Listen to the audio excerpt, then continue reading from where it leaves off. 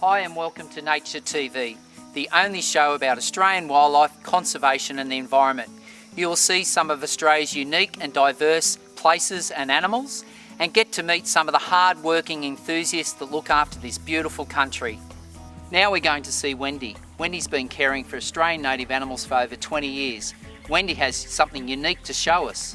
It's called a Puggle. Now you might say, what is a Puggle? How about we go and find out? Hi Wendy. Hi Brad. How are you? How are you? Thank you. Thanks. Now Wendy, as a wildlife carer and a vet nurse, have you ever come across an animal like this before? No, never. So what have we got to see? A Puggle. Okay. Do you know, in all my time as a zookeeper, I've only ever seen 2 Puggles before, but I've never ever had the opportunity to actually hold one. And its proper name is actually the short-beaked echidna. And what a beautiful little animal it is. Now Wendy, how old's this little fella? I've had him for 51 days. Okay. He was about under 30 days old when I received him. How did it come into your care? Apparently a lady's dog brought the baby Puggle in thinking it was a ball. Yep. And it had a couple of injuries, and so the wildlife group rang me. Now I'm just noticing it sitting in my hands. I'm just starting to feel little pinpricks. Yeah. So this animal's obviously just starting to get its fur, and it's also starting to get its quills, is that right? Yep, this one's a burrow baby. Yes. So when I received him, he was a pouch baby, but now he's grown up to become a burrow baby. How often would you feed an animal like this? When he first came in, because he was pouch, I fed him once a day. Yes. Which is different to your normal animals. Right. But now I'm working up to 5 days. That's amazing, because when you think about caring for other native animals, generally you have to feed them really frequently, but it goes against everything you're taught in caring for particularly mammals, being macropods like wallabies and kangaroos. So you're actually reducing the amount of days or times that you're feeding it. What do you have to do to actually get this little animal ready for feeding? Warm him up a little bit, because Yes. I've had him at 21 degrees Right. in there. Make sure I'm completely sterile with my hands. Yes. And then pour the milk onto the palm of my hand and he suckles it off.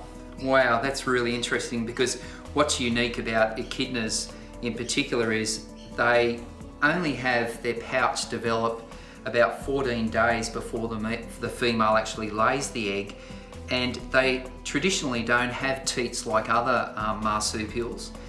The milk actually secretes through these little pores inside the pouch, and the Puggle will go along and actually suck it up, like using its beak to actually use as a straw. You actually allow it to lick off the palm of your hand, simulating a pouch like a female echidna. And housing wise, what have you got in regards to how it's kept? Well, in the wild, the mother buries them completely in the ground. Yes. So to try and simulate that, I've got the sandy loam, which is the dirt that they live in, and I've got a terracotta pot, because it's really important to keep him at 21 degrees or a bit less.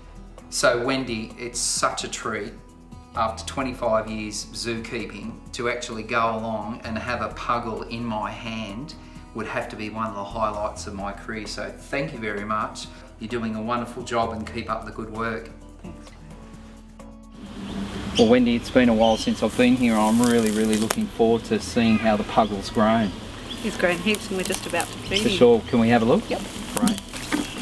Oh wow, there it is under the log.